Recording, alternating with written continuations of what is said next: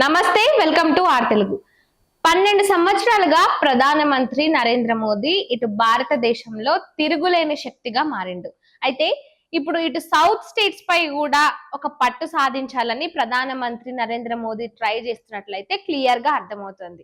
అయితే ఇటు కాంగ్రెస్ పార్టీకి అతి కీలకమైన నేతలు ఇటు రేవంత్ రెడ్డి గాని లేదంటే కర్ణాటక డిప్యూటీ సీఎం డికే శివకుమార్ గాని వీళ్ళిద్దరిని కూడా ఇటు బీజేపీ పార్టీలోకి రాణించేందుకు ప్రధానమంత్రి నరేంద్ర మోదీ చాలా ఇంట్రెస్టింగ్ గా ఉన్నారంట. ఎందుకంటే ఇటు రీసెంట్ గా చూసినట్లయితే బీజేపీ పార్టీ ఒక 9 రాష్ట్రాల్లో విజయం సాధించింది. ఇటు మొత్తం దేశవ్యాప్తంగా చూసినా కూడా బీజేపీ పార్టీనే మెజారిటీ సీట్లు ఉన్నాయి. అయితే ముఖ్యంగా ఈ సౌత్ స్టేట్స్ పై కూడా ఒక పట్టు సాధించాలన్నా లేదంటే ఇక్కడ మొత్తం ఓవరాల్ గా అన్ని సైడ్స్ పై కూడా బీజేపీకి ఒక మంచి అధికారం ఉండాలంటే ఖచ్చితంగా ముఖ్యంగా ఈ సౌత్ స్టేట్స్ లో కీలక నాయకులను ఇటు బీజేపీలోకి తిప్పించుకుంటేనే అది సాధ్యమవుతుంది. అప్పుడు బీజేపీ మొత్తం యావత్ భారతదేశం అంతటా కూడా ఒక పెద్ద శక్తిగా మారుతుందనే ఒక ఆలోచనతో ప్రధానమంత్రి ఉన్నట్టు తెలుస్తోంది. ఇక అందుకే ఇటు రేవంత్ రెడ్డిని డికే శివకుమార్ ని వీళ్ళిద్దరిని కూడా బీజేపీలోకి రాణించేందుకు తెర వెనకాల గట్టిగానే చర్చలు అయితే నడుస్తున్నాయట. మరి వీళ్ళు బీజేపీ పార్టీలోకి వస్తారా లేదా, ఇదే ఇప్పుడు ఒక పెద్ద క్వశ్చన్ మార్క్. అయితే ఇటు సువేందు అధికారి ఏదైతే పశ్చిమ బెంగాల్ ముఖ్యమంత్రి ఉన్నారో ఆయన కూడా ఒకప్పుడు కాంగ్రెస్ పార్టీలో చాలా పెద్ద లీడర్. ఆ తర్వాత ఆయన బీజేపీలోకి చేరి ఇప్పుడు బీజేపీ పార్టీ నుంచి ఆయన తొలి ముఖ్యమంత్రిగా ఎదిగిండు. సో ఏమైనా జరగచ్చు. ఇటు రేవంత్ రెడ్డి అయినా బీజేపీలోకి చేరొచ్చు, అదే విధంగా డికే శివకుమార్ కూడా చేరొచ్చు అనే మాటలైతే చాలా వినిపిస్తున్నాయి.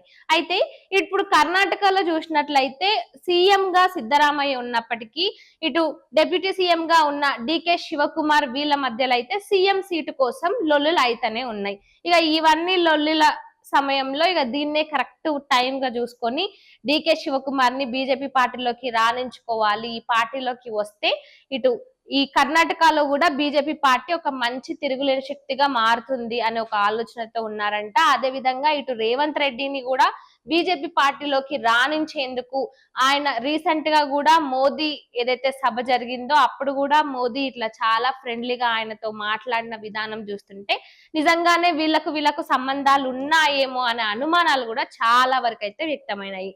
మరి చూడాలి నిజంగా ఇటు డికే శివకుమార్ రేవంత్ రెడ్డి బీజేపీ పార్టీలోకి వెళ్తారా లేదా అనేది. కానీ ఏ మాట కామాట కాంగ్రెస్ పార్టీలో ఇటు రేవంత్ రెడ్డి గాని లేదంటే డికే శివకుమార్ గాని వీళ్ళిద్దరూ చాలా కీలక నేతలు ఇటు సౌత్ స్టేట్స్ పరంగా చూసినట్లయితే. మరి వీళ్ళు బీజేపీ పార్టీలోకి పోతారా?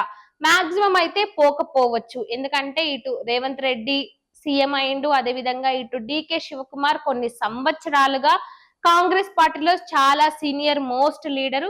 అక్కడ కర్ణాటకలో కాంగ్రెస్ పార్టీ గెలుపొందడానికి గాని మేబీ సీఎం అయింది సిద్ధరామయ్య అయినప్పటికీ కూడా బ్యాక్ ఎండ్ లో చాలా సపోర్ట్ చేసి కాంగ్రెస్ పార్టీ అక్కడ విజయం సాధించడానికి ముందున్న వ్యూహకర్త ఎవరైనా ఉన్నారంటే అది డికే శివకుమార్. ఆయన డబ్బులు పెట్టిండు, ఆయన వ్యూహాలు రచించిండు, అభ్యర్థుల సెలక్షన్ లో కూడా అన్నిటిలో కూడా ఆయన పాత్ర చాలా కీలకం. సో అలాంటి ఒక పర్సన్ ని కాంగ్రెస్ ఖచ్చితంగా వదులుకోవాలని అనుకోదు. At the same time BJP కూడా అలాంటి పర్సన్ ని కావాలని అనుకుంటుంది. మరి నిజంగా డికే శివకుమార్ బీజేపీ వైపు వెళ్ళే ఛాన్సెస్ ఉన్నాయా, లేదంటే లేదు ఇన్ని సంవత్సరాలు ఉన్నాను ఇప్పుడు కూడా కాంగ్రెస్ లోనే కంటిన్యూ అవుతాను అనుకుంటాడా? ఎంత ఉన్నా కూడా సీఎం సీటు వస్తలేదు, అటు పోతానన్నా సీఎం సీట్ నాకు వస్తదేమో అన్న ఒక్క దగ్గర ఈయన కాంప్రమైజ్ అయి బీజేపీలోకి వెళ్లే ఛాన్స్ కూడా ఉంది. సో మరి ఇటు డికే శివకుమార్ రేవంత్ రెడ్డి గాన ఒకవేళ నిజంగా బీజేపీ పార్టీలోకి వెళ్ళినట్లయితే ఇక బీజేపీ పార్టీకి తిరుగనేదే ఉండదు, కాంగ్రెస్ పార్టీ మొత్తానికే పడిపోతుంది అని చెప్పుకోవాలి. ఎందుకంటే కాంగ్రెస్ అధికారంలో ఉన్నది సౌత్ స్టేట్స్ లోనే. ఇటు తమిళనాడులో పొత్తు పెట్టుకుంది, తెలంగాణలో ఆల్రెడీ సీఎం గా కాంగ్రెస్ పార్టీనే ఉంది, ఇక అదేవిధంగా కర్ణాటకలో ఉంది, కేరళలో కూడా ఉంది. సో మరి ఇది నిలబెట్టుకోవాలనేది కాంగ్రెస్ పార్టీకి ముందున్న కష్టం పనే అని చెప్పాలి. మళ్ళీ ఒకవేళ గాన వీళ్ళు బీజేపీలోకి పోతే ఇక కాంగ్రెస్ పని ఖతం అయినట్టే అని అనుకోవాలి. చూడాలి మరి వీళ్ళు నిజంగా పోతారా లేదా అనేది. ఏదేమైనా కూడా ఈ రాజకీయాల్లో పర్మనెంట్ శత్రుత్వాలు ఉండవు, పర్మనెంట్ మిత్రుత్వాలు కూడా ఉండవు. కాబట్టి ఎవరు ఎందులోకైనా పోవచ్చు, ఎవరు ఎందులోకైనా చేరొచ్చు. ఈ రోజు వ్యతిరేకించి మస్తు మాటలు అన్నోళ్ళే రేపు మళ్ళీ వాళ్ళలో కలిసి చేతులు చేతులు కలుపుకొని అలాయ్ బలాయిలు ఇచ్చుకుంటారు. కాబట్టి మనం ఈ రాజకీయాల్లో ఎటువంటిది ఎక్స్పెక్ట్ చేయడానికి లేదు. నిజంగా ఈ వినిపిస్తున్న వార్తలన్నీ మేబీ నిజం అవ్వచ్చు, నిజం కాకపోవచ్చు, కానీ ఏదేమైనా వేచి చూడాలి. సో మరి మీరేమనుకుంటున్నారు? నిజంగానే రేవంత్ రెడ్డి, డీకే శివకుమార్ బీజేపీలకి చేరే ఛాన్సెస్ ఉన్నాయంటారా? లేదు వాళ్ళు కాంగ్రెస్ లోనే ఉన్నారంటారా? కామెంట్ రూపంలో చెప్పండి.